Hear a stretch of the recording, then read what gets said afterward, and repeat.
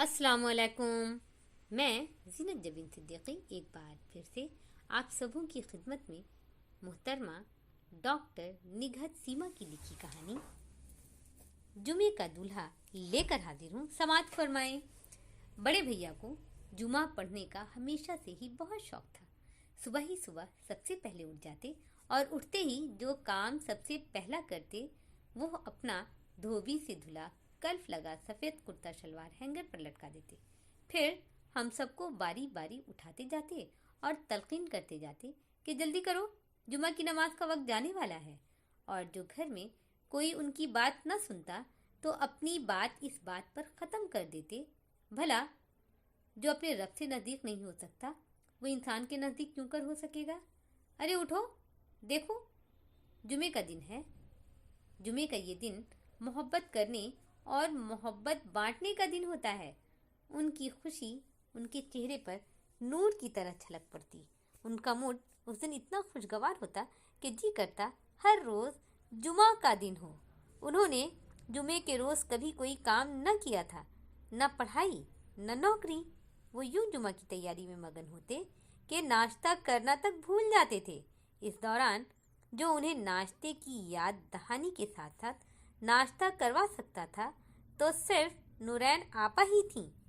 वो भी तो उन्हीं की जैसी थीं, मोहब्बत से लबालब भरी गागर जैसी, छलकने को बेकरार सी रहती थी। घर के हर फर्द का ख्याल रखना, बड़े भैया ही की तरह सबके पीछे दौड़ दौड़ कर उन्हें जुमा के लिए तैयार करना सिर्फ उन्हीं का खासा था। बड़े भैया ताया जी के इकलौते बेटे थे और हम सबसे बड़े होने के नाते खुद को बड़े भैया कहलवाते थे। पर वो हम सब के बहुत ही मेहरबान और राजदार से दोस्त भी थे। हम सबको बड़े भैया से मिलने के बाद एक मोहब्बत के एहसास के साथ साथ उनसे मंसूब एक मखसूस सी महक भी याद रह जाती थी। कई बार हमने उनकी गैर मौजूदगी में बारी बारी से उनके कमरे की तलाशी भी ली थी, पर हमें कभी कोई परफ्यूम उनके कमरे से न मिलता था। बस जो भी था, बस यूं ही लगता जैसे ये महक और वो लाजिम व मुलजिम हो। बहुत कयास आराई और तलाश के बाद पता चला कि वो महक हैगो संदल की थी।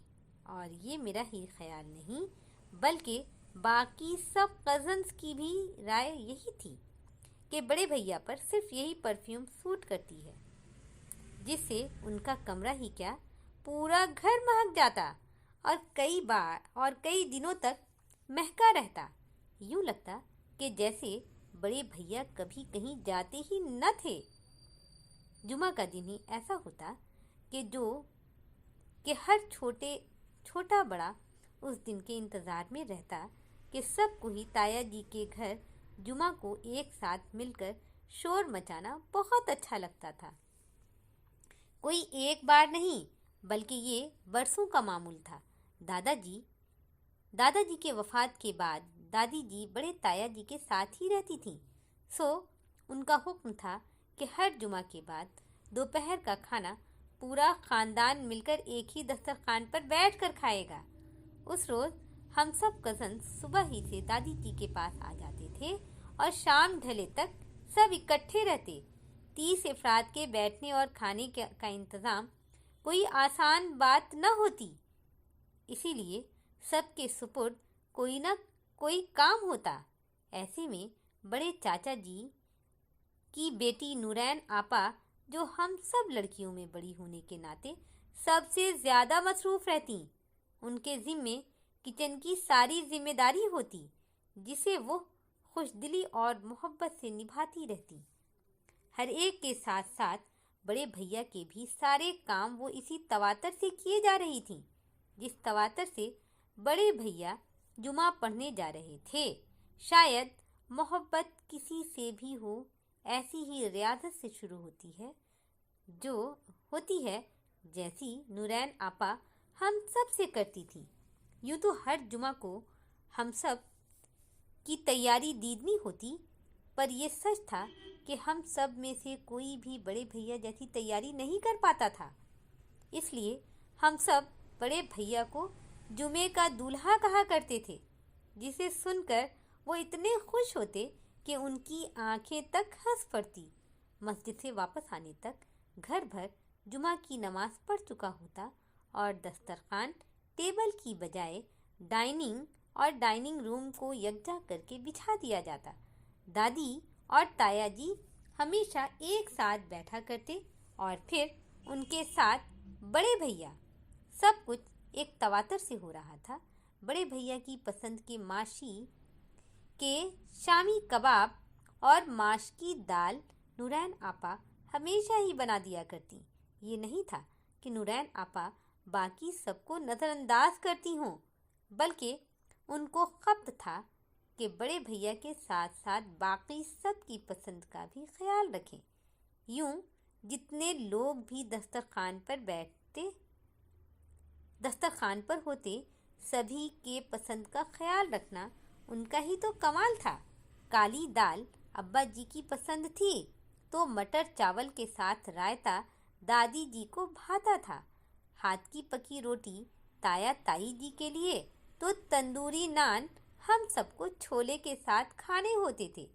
यूं लगता जैसे नूरैन आपा मोहब्बत की इंसाइक्लोपीडिया थीं, जिसके हर सफ़े पर सिर्फ इशार करना और निसार होना ही लिखा था।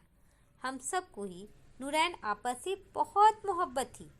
कभी कभी जी करता कि खाने के मेनू के अलावा भी मोहब्बत की इंसाइक्लोपीडिया की वरगर्दानी की जाए, और जो कभी कोई उनकी शख्सियत के औराक पलटता भी तो उसको कुछ न मिलता सिवाय एसार और प्यार के, जो बिला तफरीक सब पर लुटाए जाती। बल्कि बिल्कुल अपनी माँ पर गई थीं। दादी जी नूरैन आपा की गुलाबी दुपट्टे से ढकी चमकती पेशानी चूम लेती और घर के सब बड़े उनकी बलाएं लेते न थकते। उन दिनों हम सब वक्त जल्द गुजरने की दुआएं मांगा करते थे कि जल्द अज जल्द जुमा आए और हम सब इकट्ठे हो जाएं। इन्हीं यादगार दिनों में से एक दिन ऐसा हुआ कि ताया जी के दोस्त अंकल परवेज़ के यहाँ से उनके मंझले बेटे वकार के लिए अचानक ही नूरैन आपा का रिश्ता आ गया, और लाए भी ताया जी ही थे। भला सोचना क्या था, बस यूं ही एक जुमा की दोपहर खाना खाने के बाद बड़ों में रस्मी सी मीटिंग हुई और दूसरे जुमे के दिन पूरी ख़ानदान कैबिनेट में नूरैन आपा का रिश्ता मंजूर भी कर लिया गया। ये सब इतना अचानक हुआ कि हम सब हैरान रह गए थे। और अब क्या होगा? ओह, अब क्या होगा? हमें नूरैन आपा के बगैर रहने की आदत ही कब थी। एक अजीब सी उदासी सी घर का रास्ता देख लिया था। सब अपनी अपनी तन्हाई अपनी अपनी लगन के साथ सहे जा रहा था। पर जो नहीं फ़र्क पड़ा था तो नूरैन आपा को कुछ भी फ़र्क नहीं पड़ा था। उनकी वही आजिज़ाना व निसार होने वाली आदत थी और उनकी प्राक पेशानी, असली मुस्कुराते होंठ, तारों जैसी झिलमिलाती आँखें, गुलाबों को मानंद पड़ जाने वाले शहाबी रंगत वाले होंठ, वही मोहब्बत, वही इंकिसार, वही खिदमत। नूरैन आपा की रूटीन में कोई फ़र्क भी तो न आया था। अब ख़ानदान भर में नूरैन आपा की शादी की बातें हो रही थीं और तैयारियां भी ज़ोरों शोर से होने लगी थीं। जूं शादी के दिन करीब आ रहे थे, हम सब तैयारियों में सबकत ले जाने के लिए एक दूसरे को भी भूले जा रहे थे। कपड़े, मैचिंग ज्वेलरी, हल्दी, मेहंदी, घर बाहर जैसे दुल्हन बना हुआ था। नूरैन आपा का निकाह मार्च की 22 को जुमे के बाद और रुखसती रात को होना तय पाई थी। आखिर वो दिन आ ही गया। बड़े भैया हर बात से बेनियाज हज़ मामूल जुमा की तैयारियों में मशगूल थे। उनसे मंसूब उनकी मखसूस महक भी भटक कर कई और खुशबुओं में रुल मिल गई थी और नूरैन आपा दुल्हन बनी कुछ न कर सकने के गम से निढाल थीं। आज वो किसी के लिए कुछ नहीं कर पा रही थी। हाथों में मेहंदी सजाए, शगुन का जोड़ा पहने वो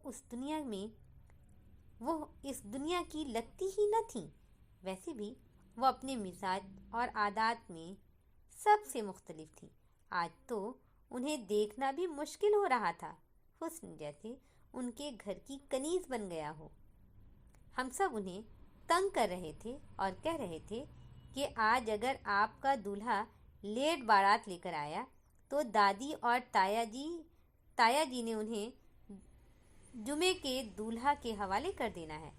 सब खिलखिलाकर हंस पड़े। जाने मुझे क्यों लगा जैसे नूरैन आपा की शर्मगीन आंखें एक पल में रोशन हुई हो। इससे पहले कि उनकी आंखों में थरथराती कोई तस्वीर देखता, उन्होंने अपनी आंखों पर दराज पलकों की चादर ऐसे तान दी जैसे कोई झूठ मूठ सोता हुआ बन जाए। नूरैन आपा की रुखसती क्या हुई, जैसे दादी के दस्तरखान से एक एक करके सब रुखसत हो गए। हमें बहुत देर बाद ये एहसास हुआ था कि हम में कौन कशिश शक्ल की तरह था। शायद नूरैन आपा एक महवर की तरह थी जिसके गिर्द हम सब चक्कर काटते रहते थे। हम सब एक दूसरे से इतने बेजार से दिखते जैसे मोहब्बत की इंसाइक्लोपीडिया हमसे कहीं खो गई हो या फिर किसी और ने पढ़ने के लिए मांगी हो और अब वापस करना भूल गया हो। दादी जी और ताया जी ऐसे नूरैन आपा की कमी को महसूस करते जैसे खुदा न खास्ता उनको देखना अब कभी नसीब नहीं होगा। सबको ही बहलाना मुश्किल हो रहा था।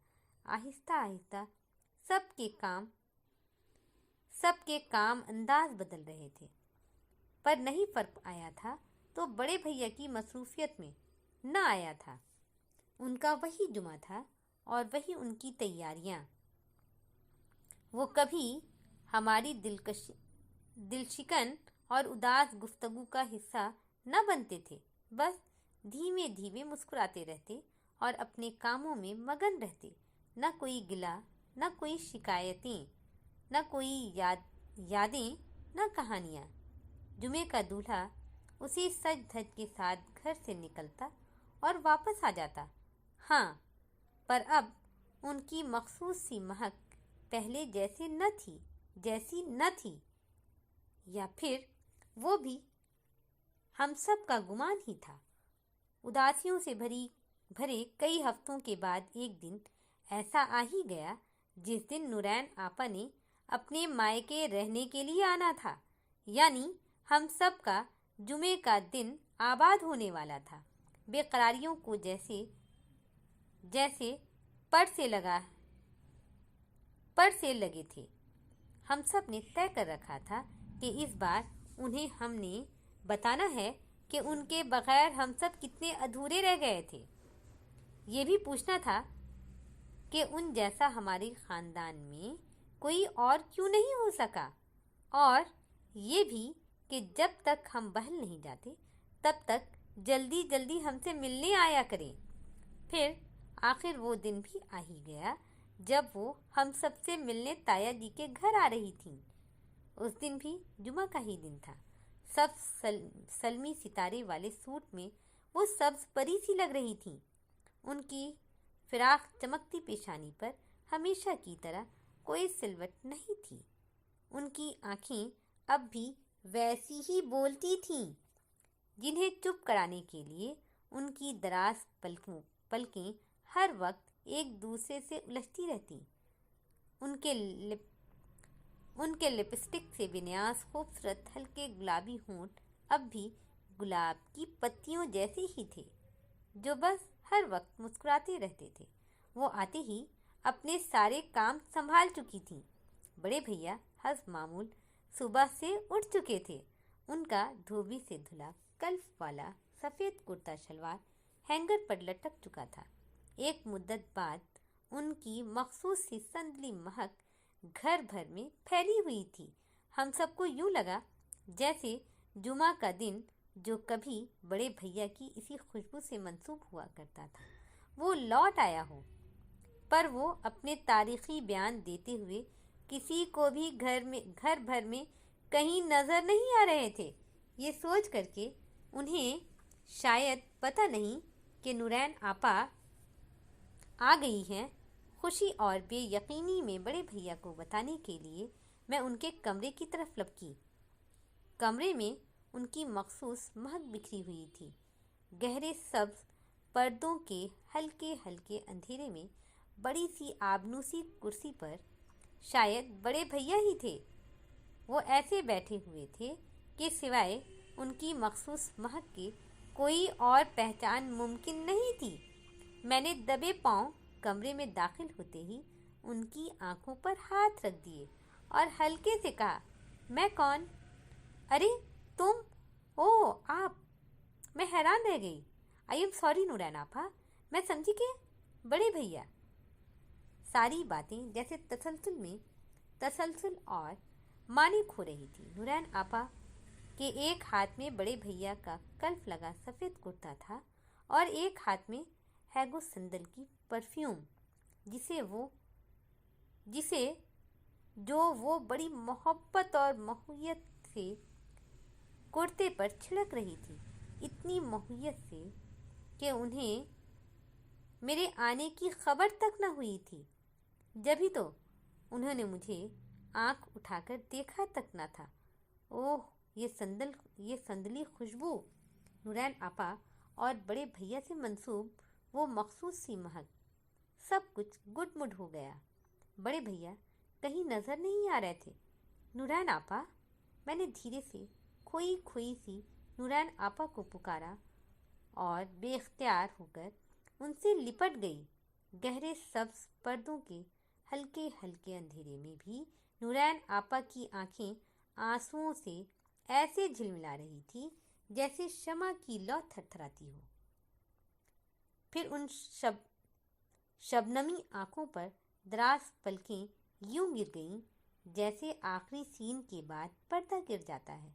मुझे ऐसे लगा जैसे हम सब अपनी अपनी मोहब्बतों में मगन मोहब्बत की इंसाइक्लोपीडिया को पढ़ना ही भूल गए थे और संदली महक के साथ इस दुख को महसूस ही नहीं कर पाए जो अनजाने में जुमे के दूल्हा से बिछड़ गई थी। मुझे उम्मीद है कि मेरी आज की कहानी आप सबों को बहुत पसंद आई होगी। अगर मेरी कहानी पसंद आई हो तो मेरे चैनल को लाइक और सब्सक्राइब ज़रूर कर दें। अब मुझे इजाज़त दें। अपना ध्यान रखें, अपनों का ध्यान रखें। फ़ी अमानिल्लाह।